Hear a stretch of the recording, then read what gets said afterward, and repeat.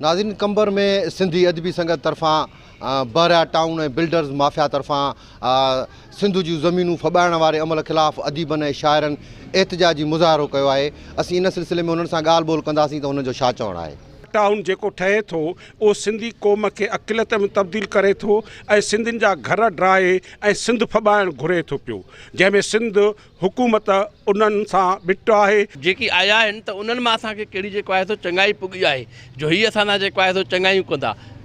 असांखे हर वक़्तु नथा खपनि ऐं असां मुज़ाहिरा बि कंदासीं ऐं इन ख़िलाफ़ जेको आहे सो बहुत मथे मथे आवाज़ उथारींदासीं। बहरिया टाउन हिकिड़ी वॾी साज़िश जो नमूनो आहे ऐं उते जेको आहे जेके मारवाड़नि जा ॻोठ आहिनि उनखे ड्राहे उते जेको आहे बिल्डर माफ़िया जेको आहे सो पंहिंजा जेको आहे सो फ्लैट ऐं बंगला ठाहे धारियुनि खे आबाद करणु चाहे थी ऐं असां इहो कंहिं बि सूरत में थियणु न ॾींदासीं। अदीबनि ऐं शाइरनि इहो मुतालबो कयो आहे त बहरिया टाउन जी आड़ में सिंधी माण्हुनि जी ज़मीनुनि ते कब्ज़ा करणु ऐं उनखे अक़िलियत में तब्दील करण वारो अमल बंदि कयो वञे। ॿी सूरत में समूरी सिंध में भरपूर एहतिजाज कयो वेंदो। कैमरामैन अली अकबर सां गॾु रहीम मंगी, सिंध टीवी न्यूज़, कंबर।